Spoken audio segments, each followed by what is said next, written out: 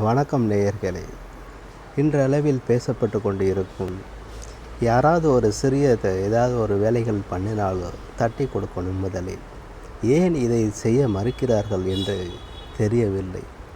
மாணவர்கள் முதல் கொண்டு பெரியவர்கள் வரை எந்த ஒரு செயலை செய்தாலும் தட்டி கொடுக்க வேண்டும்.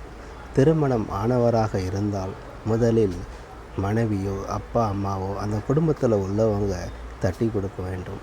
என்னமோ அதை வைக்கிறான் அப்போ வீட்டில் உள்ளவங்களே அவனை தட்டிக்கிட்டே இருந்தால் நாட்டில் உள்ளவங்க எப்படி பாராட்டுவாங்க? ஆக ஒவ்வொரு விதைகளுக்கும் தானாகவே முளைக்கும் பழக்கம் உண்டு.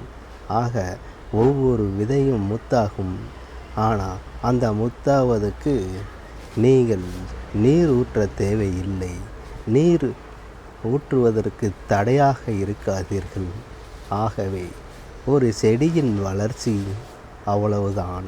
ஆனால் அந்த கிளையின் உதிர்ந்து காலப்போக்கில் மாறிக்கொண்டு இருக்குமே தவிர ஒரு மரத்தின் வளர்ச்சியை தடுக்காதீர்கள்.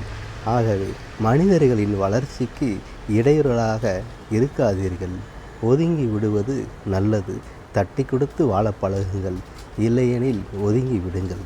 இதுவே நெல்லை மாவட்டத்திலிருந்து வாசகன் போற்றாகிய நான் பணிவன்புடன் கேட்டுக்கொள்கிறேன். வணக்கம்.